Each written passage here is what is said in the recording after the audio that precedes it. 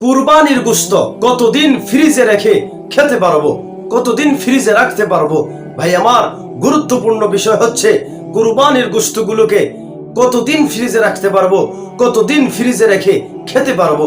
ভাই আমার, গুরুত্বপূর্ণ বিষয় হচ্ছে আমরা কুরবানি আসলে আমাদের মনে অনেক ধরনের প্রশ্ন আসে, অনেক ধরনের প্রশ্ন আসে যে এটা করতে পারবো কিনা, ওইটা করতে পারবো কিনা। অনেক ধরনের প্রশ্ন আমাদের মাঝে ঘুরপাক খায়, ঠিক না?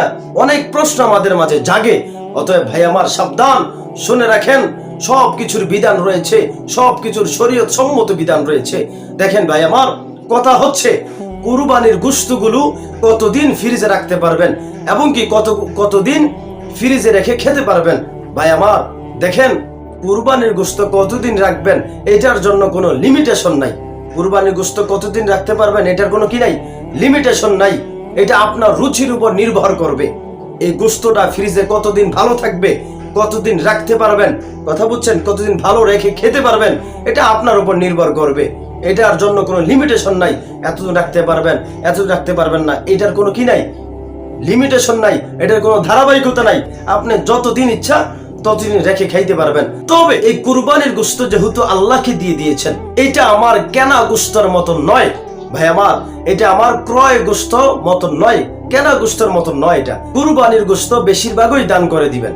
ভাই আমার, কুরবানির গোশত বেশিরভাগই দান করে দিবেন। কথা বুঝছেন? আপনি এক ভাগ নিজের জন্য কিছু রাখলেন, তারপর আরেক ভাগ আপনি প্রতিবেশী কিছু দিয়ে দিলেন, কথা বলছেন, আরেক ভাগ ফকির মিসকিন গরিবদেরকে দান করে দিলেন।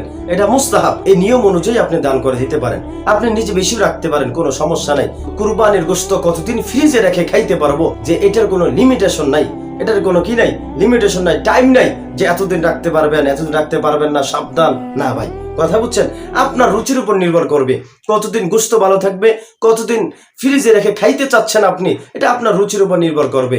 কিন্তু ভাই, যেহেতু আল্লাহর জন্য কুরবানি দিয়েছি, আল্লাহকে রাজি খুশি করার জন্য কুরবানি দিয়েছি, বেশি চাইবেন, বেশি ধারণা করবেন, বেশি মন চাইতে হবে যে বেশি দান করে দেওয়ার জন্য। কথা বুঝছেন? গরিবদেরকে দান করে দিবেন, ফকির মিসকিনকে দান করে দিবেন, এবং কি নিজের প্রতিবেশী আত্মীয় স্বজনকে দান করে দিবেন। সবচাইতে বেশি ভালো এটা, কথা বুঝছেন? আবার নিজের জন্য কিছু রাখলেন, কথা বুঝছেন? আল্লাহ তাআলা আমাদের সবাইকে সঠিক বোঝ দান করুক।